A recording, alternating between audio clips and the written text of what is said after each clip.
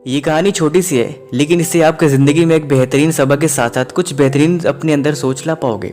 इस कहानी को आप एंड तक देखना, क्योंकि अगर आप एंड तक नहीं देखते हो तो कुछ बेहतर सीखने से आज अपने आप को खो दोगे।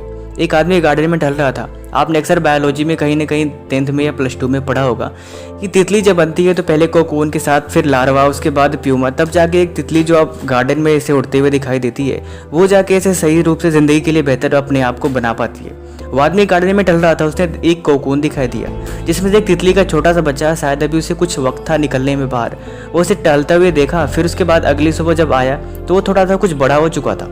उसने देखा कि वो निकलने के लिए बाहर संघर्ष कर रहा है, क्योंकि उसके पंखों में उतनी अभी जान नहीं थी। वो एक छोटा सा बच्चा था और उसमें थोड़ा सा मटेरियल हो जाता है जब थोड़ा सा कुछ कह सकते हैं फ्लूइड टाइप का हो जाता है। तो वो तितली का बच्चा बाहर निकलने की कोशिश कर रहा था प्यूमा के रूप में, लेकिन वो बाहर निकल नहीं पा रहा था। उस आदमी को लगा क्यों ना मुझे इसकी मदद किया जाए। उसने क्या किया कि उसको थोड़ा सा साफ कर दिया और उसका रास्ता थोड़ा आसान बना दिया। वो तितली का बच्चा सेफली बाहर तो निकल गया, लेकिन उसके पंखों में उतनी मजबूती नहीं थी। जितना वो संघर्ष करके बाहर निकला होता तो शायद बात कुछ और हुई होती, लेकिन सब कुछ उल्टा पड़ गया। वो बाहर निकल गया, लेकिन वो उड़ नहीं सका। उड़ने के बजाय वो जमीन पर गिर पड़ा और उसके पंखों में उतनी शक्ति ही नहीं थी कि वो उड़ पाए। और हुआ भी ऐसा है, उसकी ज़िंदगी बर्बाद हो गई। वो ज़िंदगी भर वो तितली का छोटा सा बच्चा कभी उड़ नहीं पाया। आपको क्या लगता है? मेहनत ऐसी है। वैसे मैं कोई कहानी या फिर कोई आपको प्रवचन तो नहीं सुनाता, लेकिन एक बात जरूर कहूँगा, पढ़ने के तरीका बहुत सारे हैं, क्योंकि आप पढ़ाई को किस तरह से देखते हो यही बात डिपेंड करती है कि आप मेहनत वर्ड को किस तरह से सोचते हो। लोग पढ़ाई करने के बैठते हैं सिर्फ पढ़ाई करने के मकसद से, लेकिन कभी पढ़ने के लिए नहीं, कुछ सीखने के इरादे से बैठना। क्योंकि जब आप कुछ सीखने के इरादे से बैठोगे तो कोई भी चीज़ जो हार्ड भी होती है वो ईजी लगने लगती है।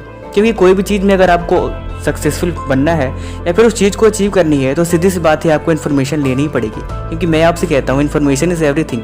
अगर आपको उसके बारे में कोई इन्फॉर्मेशन नहीं है, कोई नॉलेज नहीं है, तो आप क्या कर सकते हो उसके बारे में? एग्जाम तो सिर्फ इस बात को प्रूव करने के लिए है कि आपने जो कुछ जानते हो या फिर जो भी स्किल आपके अंदर है उस चीज़ को आप प्रूव करके या फिर लिख के दिखाओ। वो तो एक अलग मेथड है, एक अलग सिस्टम चलता है जिससे आप लोग डरते हो।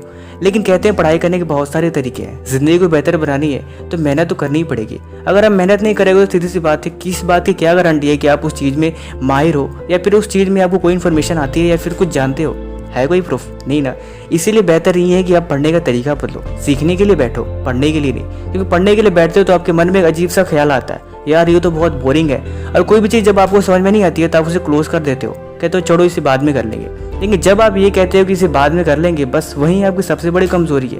ये बात मैंने शायद आपको पहले ही बताई है। इसीलिए इम्प्रूवमेंट करने की ज़रूरत है आपको, उससे हार मानने की नहीं। क्योंकि ये इसके अलावा कोई और काम भी नहीं है आपके पास। थोड़ा बहुत घर के काम तो सबके पास होते हैं। क्या कोई काम है तो मुझे बताइए, क्योंकि पढ़ाई अभी आपके लिए सबसे ज़रूरी काम है। और सारे ज़रूरी कामों में सबसे ज़्यादा इसको प्राथमिकता देना ये आपकी जिम्मेदारी है। क्यों, आपको ऐसा नहीं लगता?